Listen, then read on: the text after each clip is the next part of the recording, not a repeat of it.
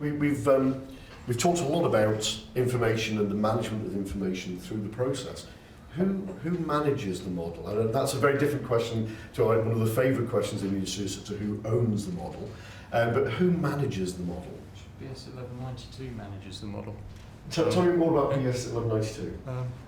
God, you're Reba Enterprises. No, like for everybody who might be watching. BS 1192 is a process which establishes people's responsibilities at each stage and allows the model to be combined, and it just sets out what you're meant to do in very simple terms. And with that, you don't need a BIM manager. At the end of the day, the architect is responsible for coordinating the zones in the building at design. And if the structural engineer's structure is in those zones, if the services engineer's services are in those zones, and the spaces that are left are big enough for the people to wander about in and do the things they want to, then the design of the front end design of the building is there. It's done, and what BS 1192 sets out is the way for that to work. And one of the debates that's going on in the industry at the moment is whether you should adopt more risky approach than that. And that, I think, is where this term, the BIM manager, management of the BIM model, at the end of the day, the architect's responsible for coordinating the stuff in the building and making sure that it doesn't. Yeah, that's what it says in our contract. Is it the architect who manages? No, absolutely. Only from one corner of the field. I mean, the idea of a job being managed by BS 1192 is fascinating. There will be model managers. Yep. I think there's no doubt about it. And if that person is surplus to requirements, then he'll be beta maxed out. But my bet would be that if you're looking for a career for your kids, model manager will be a pretty sustainable profession. Yep. I mean, we have got more traction in areas of our business where we have applied BIM managers who invest in the training, who take people along the journey, and that's not just our own internal company. That's actually allowing designers to engage with the technology, to hold a hand, to talk about how you coordinate a model. And these people are doing this day in, day out, and they're actually, there's problems which they are now starting to fix. How we integrate a model, instead of integrating models and pressing buttons and drawing them in, we're now doing it automatically. That's saving hundreds of hours. I think a BIM manager is essential. I think documents such as BS 1192, documents are fantastic, but what we need to realise is it's all about behaviour, reinforcement, and writing a protocol, putting a document in place is not going to guarantee you're going to get the output. It's a protocol and document. BS 1192 is a document that describes a protocol. I happen to think it's the right protocol. And if you forgive me, I'll pick you up on, what is a BIM manager? Because I've heard all sorts of interesting things, particularly from people who are proffering themselves as BIM managers. And the most ridiculous one was this guy said, there's somebody who understands structural engineering, understands M&E engineering, understands the architecture, understands the construction of the building, and so they can make sure that it's all right. Which sort of, aside from the fact that I think Steve McGuckin might be that person, but apart from that, I just don't think that in a way the BIM manager and the problems that the BIM manager is meant to resolve, aside from things like checking things are in the right, in the right part or level or whatever, what the BIM manager is meant to resolve is actually what the design team does. If they do, you described the BIM manager. You said the architect takes responsibility for coordinating the work of all the others. That would be a terrific world. I'd love to live in it. Oh, sure. If it happened consistently, then the architect will be a BIM manager. Somebody has to take responsibility for all of those bits of it, coming together to an in other words, nobody has a claim to this. It's not just a separate consultant. It's a person within one of the organisations, and that ownership will transfer as you go through the. There's a design owner. This sounds like, from what we've heard, that there's a real opportunity here. And where opportunities like this have presented themselves in the past, new professions appear. Is that a bad thing? I think that's very often a bad thing. It's a development of skills within existing roles.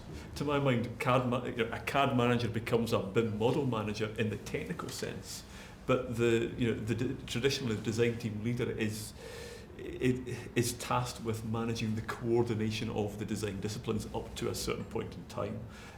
That traditionally is an architect. Whether that's done in a BIM environment or a flat 2D paper environment, it's still an exercise that has to go on. That then moves across to contracting side, and very often the contractor design manager to design subcontractors and liaise with the design team.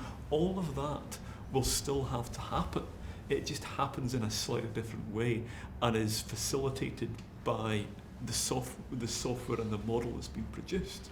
But the roles are defined. It's how the role is delivered that potentially is going to change. I think the role of the BIM manager, his goal should be not to have a job in 5 years' time, because his current role, his or her current role, is actually to train practitioners in the use of the technology so they become self-sufficient.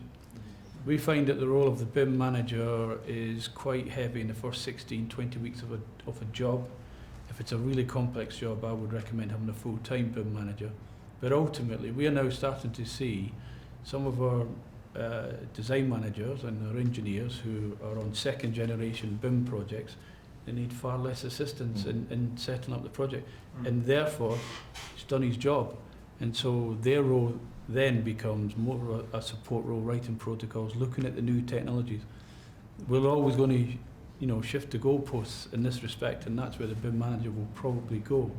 But everybody, there is a long way to go. Not everybody's adopted this, so BIM managers may leave one company and go to another. People who are starting to try and get the process going forward. The lead consultant will need to have someone with very strong skills in managing the building information modelling. Equally, the contractor will have to have somebody that is an expert in but you the still building information modelling. see a world with a lead consultant and a contractor. That's not my world. We'll just be partnering. No, it'd be an integrated team.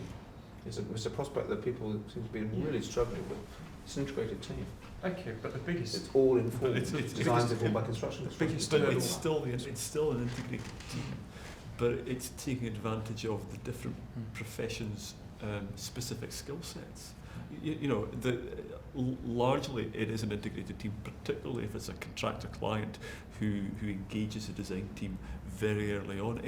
The integrated team is there, but largely, largely the contractor looks to the consultants to still fulfil the specific roles.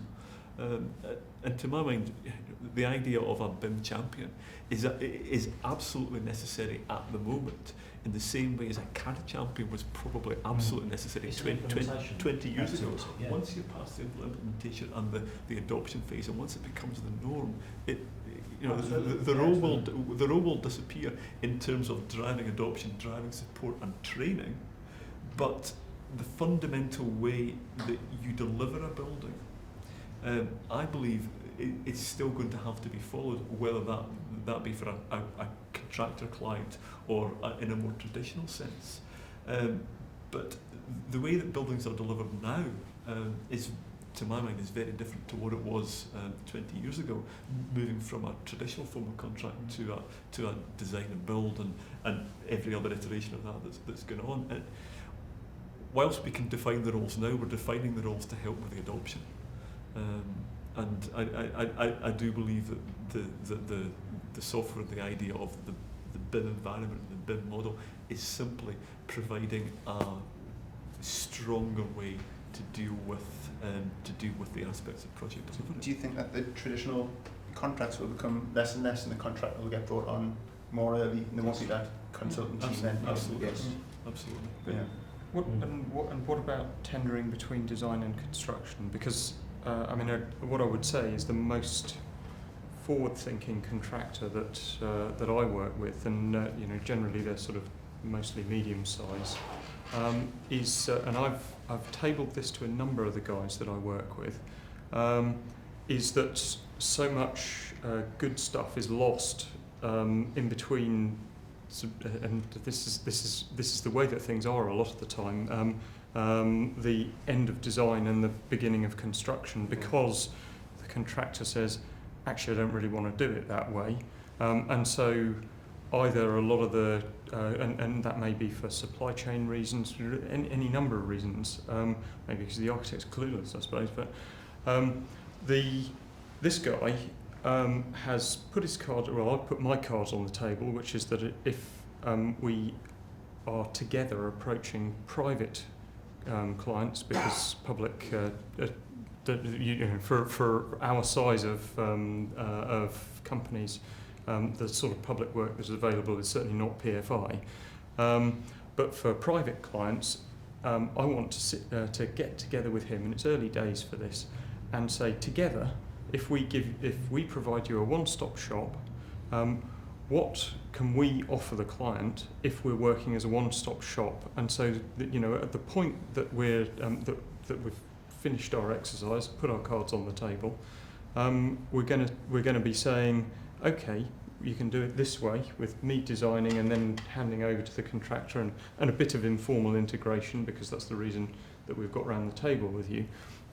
Or you can do it this way, and you take us on for the whole job, and we will build the building for whatever it is, 5%, 10% less than, and that will happen through me not doing things and through him not doing things. It's as simple as that. But of 10 or 12 contractors, medium-sized contractors I've talked to about that, only one of them has understood that, and the biggest hurdle to get over is that they all say, I can see the reason for doing that, but we're never going to get that past the project managers, because they'll laugh you out of the door. Client says the client knows that they get value through tendering between design and construction, whereas actually one of the biggest low-hanging fruit, if design and construction industries can get together, is to take out the waste that happens between. It really worries me that we've got people that are medium-sized contractors or anybody who uses the phrase the client sees they get value from that process. Client may see it gets a lower price, but they are still muddling up, aren't they? This price-value equation. And isn't it sad? Knifing their QS. Yeah.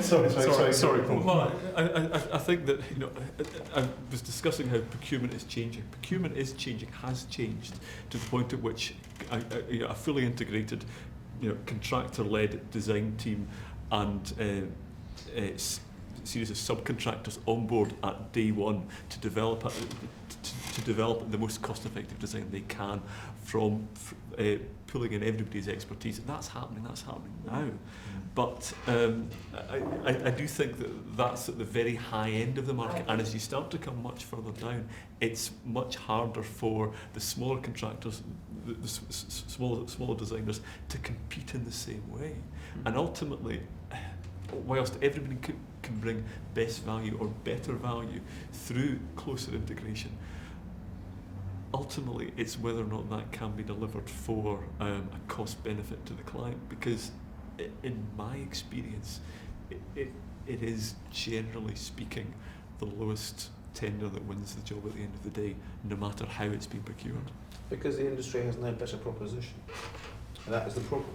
The one test the Treasury recognises is we asked 3 people, that was the lowest, how could it not be the best offer? But the industry doesn't understand its own costs.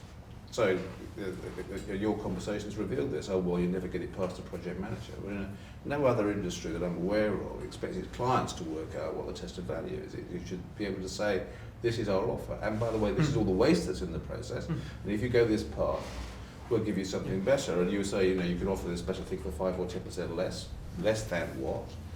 So we have no benchmarks in the industry and so on. So this isn't going to change overnight. But there is currently determination within inside government to find that waste and not to let procurement rules get in the way of it. In other words, if you design procurement to find value, you don't do the other way around and hope it drops out. And of course, yes, there is a hope at the moment that, put it to the marketplace, it might do you a favour. So then you get cost control by tendering and redesign, as opposed to really knowing what you should come out with. That too is a product of lack of integration. There's a lack of designers and constructors working together to say, we can work out. So what you'd like to get to as a world, I actually quite like the idea of competitive tendering, but I'd rather raise it to the level of show me your best school. It's rather interesting. than how much for a yard of brick. It's interesting that once again we're talking here about changes not being driven by BIM. This is the industry changing anyway. BIM is just helping to allow information to be exchanged between parties. So BIM is an enabler in that respect rather than the driver. Is that true, or is BIM actually at the heart of this? No, it's not at the heart of it. It's a bit of both, but actually you kind of can't really use BIM effectively without stripping away, useless stuff. So if you and there are places where it's working very well in America, and largely where contractors are saying, whatever I get from the architect, I build a model before I go on site.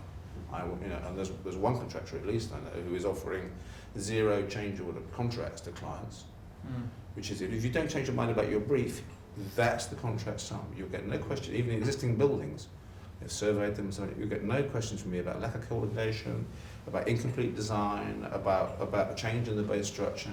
That's a very, very potent offer. But by working direct with sending data straight to manufacturer, for example, they're finding useless people between them and the kit and the plant, and taking that out, and give some back to the client, and they keep some, and build profitability out of that. So really all it is how much better you get when you pay attention.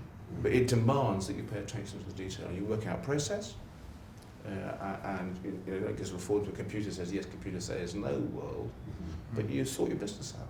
And then you sort the supply chain out, and then you develop an integrated proposition, and it becomes available, and it becomes testable because you load data with cost and you get benchmark. It seems to me then the relationships between the parties becomes more and more vital in this world. Yes. And the communication between those parties. So how do we start doing that? Or is this part of the world that already exists? How do you... I think it does partly exist, and we're progressing towards it. I mean, we're doing lots more jobs with contractors where they're on board very early, and that's very much a two-way street.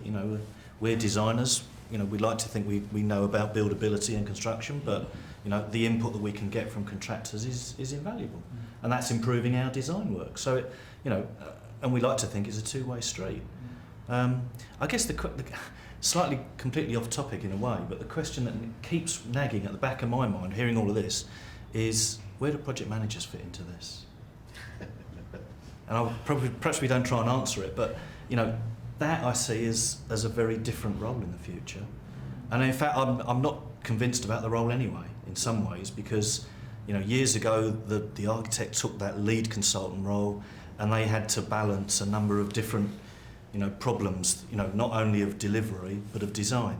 And when project management sort of started really getting a hold, you sort of kind of divorced those two things, and I think that was a bad thing, because the architect could concentrate on the design, which is what they loved, and didn't worry about the delivery side so much. I know I'm generalising, but and I think that was a backward step in some ways. So I wonder what the role for project managers is in a BIM environment. I don't know the answer, actually. I was simply going to say, as contracts have changed, the role of the project manager becomes more significant. As we move from a traditional GTC type contracting model into a design and build model, where that was the point that I saw project managers starting to have much more of a foothold, acting as the interface between client and design team, with surveying sitting somewhere off, again separated from directly from the design team in the way it was in a traditional sense. But I don't necessarily see the role of the project manager in any way being linked to development of BIM and the greater adoption of BIM. It's a separate... I'm more thinking about how you procure large projects, and we're all talking about cultural change and perhaps different types of contracts with more partnering and that sort of thing. I think there's a shift for all of the disciplines probably in the way they approach. I think that's the problem. You see it from the point of view of what people do now. So you sort of start demonising particular roles that too frequently gets in the postbox. I mean, you wouldn't deny the value of management. That needs to be in the process. So of course, if nobody else will provide it, somebody will spring up who'll say, I can do that, and with varying degrees of success. It would be great to head back to the world of the master builder, wouldn't it? And then we won't know whether it was an architect or a builder or a project manager who's chosen to put themselves in that place. So, and I think again the market will kind of sort that out. If there's a person who's wasted they'll get shaken out. They'll come exposed as not adding value. Actually, it already happens. This is a job I'm going to see this afternoon, to which I was introduced by a project manager. That's a design and build job with. It's not really a real design and build job in that it's a sort of design and build 2.0 where the architect is sort of responsible at the start and their responsibility tails off and the contractor's responsibility sort of leads in, but without a sort of a break in the middle. But the project manager has just been discarded because the client, I think, realises that he's getting the whole service that he needs from the design team and the design and construct team, I suppose. And I mean, I don't mean that in an aggressive fashion towards. As you say, there's a role for managers, but it's clear that in that situation, the client has seen that the management skills exist within the team that he's got, and so he's not going to pay for another consultant. The important thing is the skill is there somewhere, whether it's invested in one company or another. The skill is there that drives it to the next stage, and then probably someone else takes up the mantle. Maybe there isn't a role for one person to manage that process all the way through. You'll always be the project manager who organise the client, which is the bigger half of the job actually. Someone has to bring the client to the project as well as being the design team. Accepting that you don't have a professional client, effectively, that's seen as the role of the project manager now. I think we're going to have an immense amount of database of information and intelligent information we've never had before. That will inform our decisions and the thinking and how we deal with that information. Most roles will change, and I think that's what people have to accept, that you've got to be a different way of thinking as individuals, and you'll have been trained to respond a certain way over your actual, for the first 35 years of my industry, I've had to change how I work with people from a BIM perspective. Most of the decisions in BIM are made by people over 40. Most people who engage with BIM are under 40. So you've got to bridge that gap and get the right information out and present the information in the right manner so people can make informed decisions. But things are going to change. We've talked about sharing information and exchanging information, and we've talked about risk, and with risk comes usually insurance somewhere. Where does the insurance industry fit in this new world? Exactly where it is now. Why would that change? But insurance at the minute is based around individuals, the parties that come to the contract, so the architect, for example. Does insurance change to be project-based, to be client-based? I think it'd be more of a drive towards project-based, yes. Which is happening in some areas anyway. But I think, yes, there'd be more of a drive to that. And we're actually looking, in the public sector, we're looking at the potential for in trying to find some way past this tender issue. Because certainly, you can take the boy out of quantity, you can't quite take quantity out of the boy. And I did see that in my own world, which is a highly collaborative construction management world, the buildings did get more and more expensive. They became better and got delivered more securely, but they got more expensive. The public sector can't afford that, so you need to keep some tension in the process. I think that should be against a benchmark. And the other model we're looking at that might give the public sector confidence is that you could actually insure the contract sum. In the end, that insurance will be wasteful because if there's money to be made insuring it, then there's money to be made by not insuring it. But it might give the confidence. So that moves you towards a project-based model as well. So there are quite a few things that could take you there. But there has to be appetite in the insurance market for it. And it has to solve the problem. And in terms of contracts as well, we can see in America that there is a BIM contract. Do we need a BIM contract in the UK? No. Why do the Americans believe they need a BIM contract? I don't know. I mean, it's like having a different contract for every building. In some way, you define your output. Well, I think that's a spec issue rather than a contractual issue. And to the extent that you need to determine how people produce that, then you need to put that into your contract or into your spec. But I don't think there's a map.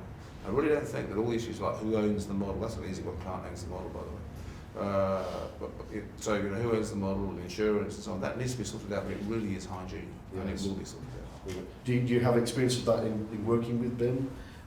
Have contracts ever been an issue, or do you come across issues? Liability becomes an increasing issue. Understanding that as we move in to work with subcontractor content, the liability we have as designers for including that content within our models and the accuracy of that content. Where does liability lie? Is it ours now because it's on our drawings, it's our information that we're issuing, despite the fact that it comes from a third party, is one of the issues that we're working through and having addressed. And I don't see it as a stumbling block, it's more, it's a challenge to be overcome. I mean, you're right, it's a challenge to be overcome, but I think it is a challenge that's there, being realistic. You know, evidenced by the fact that some architects, won't even give over a 3D model, let alone a BIM model. You know, they're concerned about their liability in doing so. So you've got to get over those sort of hurdles, and you know, contracts are set up to shift risk to someone away from the client, understandably. But risk should be with the person best able to deal with it. And not just to shift it to a contractor because that gets it off everyone else's plate. You know, that's the wrong reason for doing it. So, you know, I think contracts do have to change a bit, but to deal mainly with the point about the liabilities and things like that. It's not clear now, is it? If you look at how much It's not. How much we spend on lawyers, it's usually not arguing about whether something did actually go wrong, but whose fault it was. Mm. If a contractor proposes an alternative manufacturer, as opposed to a designer saying, I specifically want to use that company, have you not taken over more responsibility by uniquely specifying that individual? You base your design around that individual and you're happy to do that. That is a product you're happy with. You seem to want something one time and the other time you say, well, no, that's not what I quite want. Yes, It's the same thing, isn't it? You know, I'm happy with that product. I've looked at it, it will work, and I'm going to uniquely specify that. It's not necessarily whether the product works or not, accepting that it's selected because the designer believes it is. Select a product which doesn't work uniquely. No, that's not what I'm saying.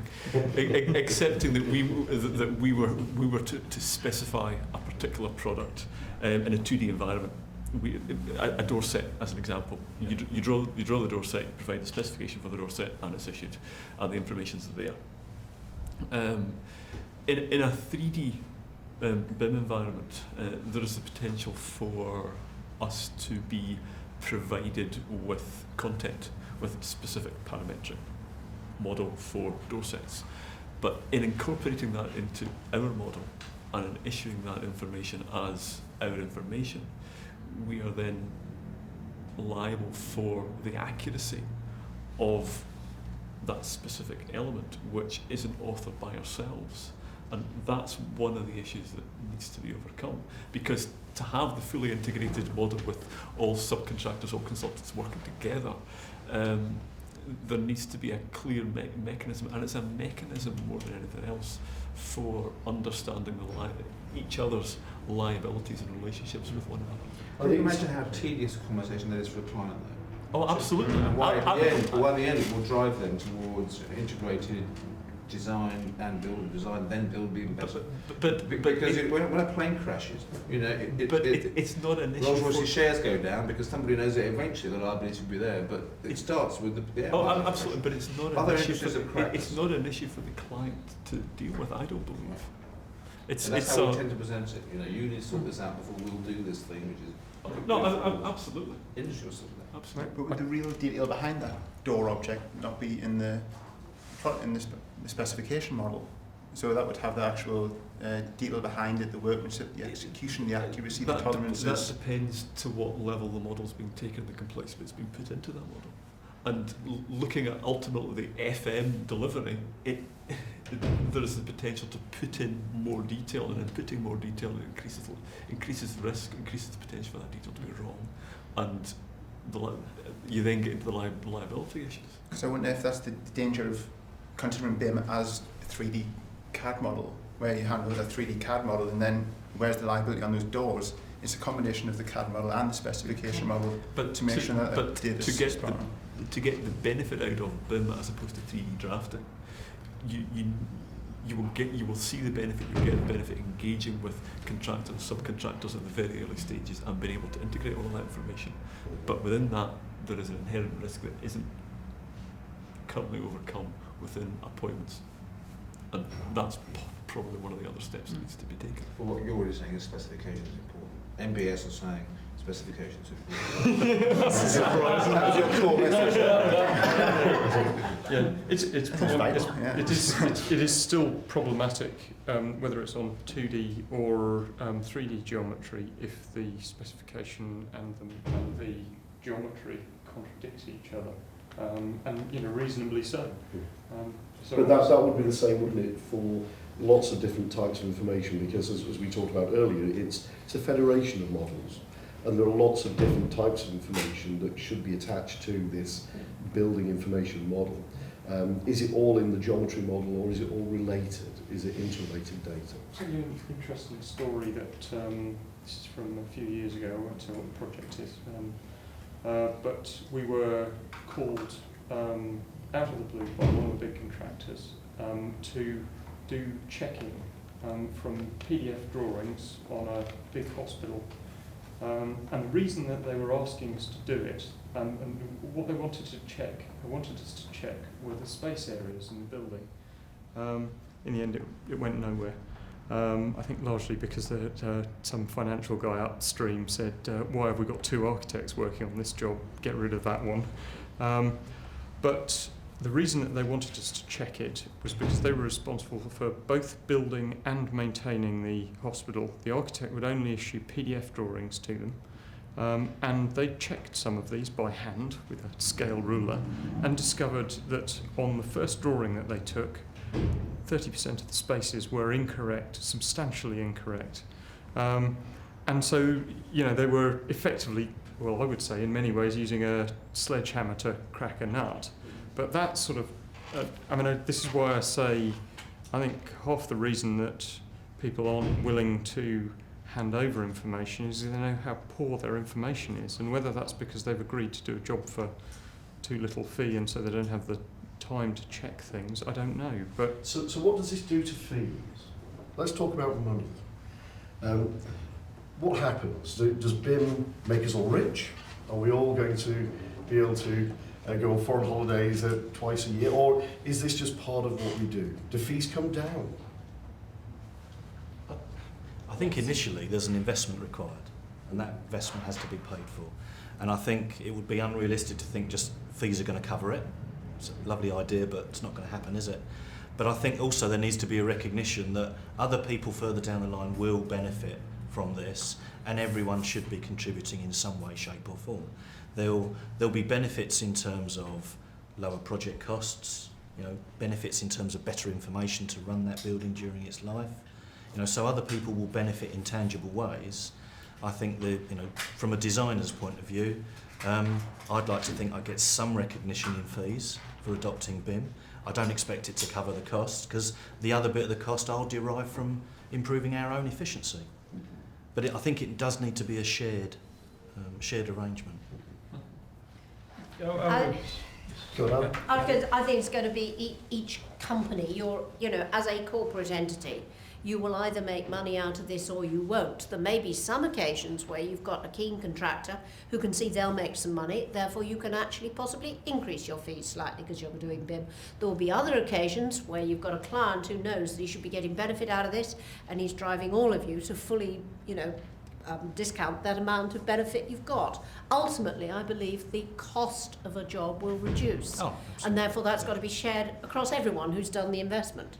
So I think fees actually will go down because there's less work to do. There were three architects instead of 6. That's going to be a total lower cost. And if not, nobody's going to invest. yeah. It's not going to happen. And on the contracting side? I would expect to pay more if I asked the designer to do something different, which would maybe in the world of underground services, where we pick up a shovel and crash through a pipe. If we can avoid that by paying 30-40% uplift on the survey cost and getting it in a 3D format, then absolutely. If we're asking people for outputs that they wouldn't normally do under the scope of work, yes, I would expect to pay. But initially we were seeing companies coming to us and say, we're now working in the BIM environment, we expect to be paid more. We're not seeing that anymore. We're seeing that architects are giving examples of 4th generation adoption on a school. They're actually doing it far quicker. So I think there's going to be a natural progression. But I think the key to it is it's not to make bland statements, it's to look at the schedule duties, the level of delivery, agree what you're going to do, because sometimes designers do things that they want to do which are not necessarily what you want as an output. So I think if you actually agree what you want to do, then there will be a shift downwards. But I think we've got to remember we will probably want to reinvest more in this technology to get greater benefits. And is that how the client side would see this as well? That would you expect to pay more, or is this something that is part of general efficiency in management anyway? It might have to sort of, you know, bite your tongue and pay a bit more in the early days. But again, it's a very tedious conversation when the industry says this is a fantastic way of saving money and it's going to cost you extra, which is very often what our proposition is. But you might need to leave the market to wash it out. Actually, I don't think we don't need to transform the whole industry. I mean, we actually did have a plan, which I can't quite tell you about because I haven't told my minister yet, and the government's working up a courteous way. We tell your minister first, but we will announce in June what our 5-year plan is. To get from here to there. It will not affect the leading edge at all, I would say. And the one place where we do have to pay attention is the fact that there are suppliers out there who haven't got an internet connection yet, and if we say you've got to be working in fully collaborative 3D BIM tomorrow, they will go and see their MP and say, I've just been disqualified from public sector work because I haven't got some bit of kit. So it's a slow program. And in the first year, all you need is Excel. That's the total demand of software. But someone has to have more. And we'll move up the chain, and I do expect to see as money will come out and out and out. And in the end, so you don't have to transform the whole industry. If somebody finally understands how much more effective an integrated proposition would be and prices it accordingly, it will be an irresistible offer. The rest will have to follow. But that's what the industry hasn't had, is an irresistible offer. Well, thank you very much, everybody. I hope you've all enjoyed being part of that debate. I'd like to thank you for all the contributions that have been made and look forward to seeing how this debate evolves over the next few months and years. Thank you. Thank you. Thank you.